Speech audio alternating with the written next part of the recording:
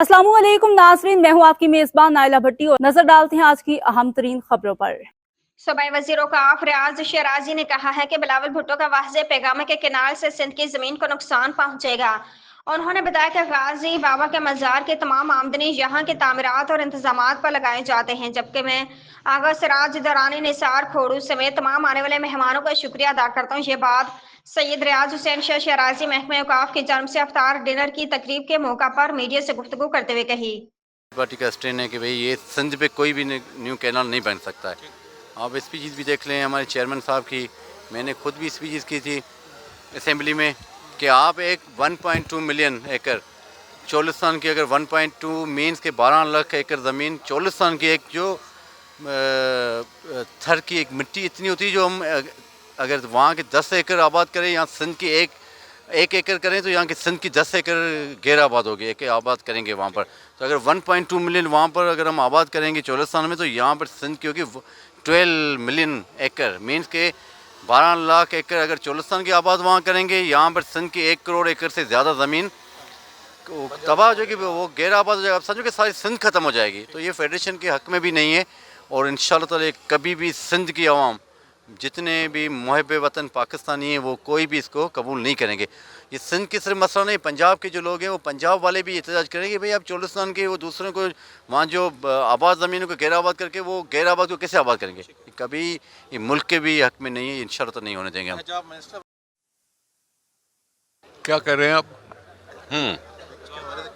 उस पर हमारी मुज़ाहमत है, हमारी मुखालफत है। हम चाहते हैं कि कैनाल न बने और हम उसके लिए प्रेशर बढ़ा रहे हैं, एहतजाज कर रहे हैं। बताया जाता है कि सदर मुमलिकत ने उस पर दस्तखत कर दिए, क्या इसकी बात हैं? सदर मुमलिकत ने दस्तखत कर दिए, साइन कर दिए कैनाल के उस पर। उसकी उसने सफाई आके दी थी मुश्तरका इजलास में कि मेरा इससे वास्ता नहीं है, हुकूमत को यकतरफे फैसले नहीं करने चाहिए और ये प्रोजेक्ट चलाना न चलाना ये हुकूमत का काम है, सदर साहब का नहीं है। नेचुरल क्लैमिटी है इस वक्त हमारे मुल्क में, पानी ऊपर से आता है। कैनाल अभी सुना है कि बन रहे हैं, ठीक है ना, अभी कैनाल ऑन नहीं हुए हैं कि वहाँ से पानी डाल के आपने उसको निकाल दिया हो। तो हम दुआ करें कि ये ड्राफ्ट ख़त्म हो, हमें दुआएं करनी चाहिए अल्लाह से। अल्लाह हमेशा मेहरबान है, रहम करता है पाकिस्तान के ऊपर और हम चाहते हैं कि ये पानी आ जाएगा तो इंशाल्लाह सारी चीज़ें काफ़ी क्लियर हो जाएंगी।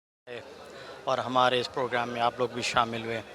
बुनियादी तौर पर हमारे मिनिस्टर साहब रियाज शाह शिराज़ी साहब ने का ये ख्याल था कि हम जो है जो इफ्तार का प्रोग्राम करें वो दरगाह अब्दुल्ला शाह साहबी के अहाते में करें और यहाँ पर हमारा यही ख्याल था कि हर मकतब फ़िक्र से हम लोगों को हम दावत देंगे, बुलाएंगे, जिसमें हमारी जो फेडरल कैबिनेट के जो मेंबरान हैं, वज़रा साहिबान, वो MPF साहिबान और इसके साथ साथ जो है आम पब्लिक जो है उनको भी बुलाना था।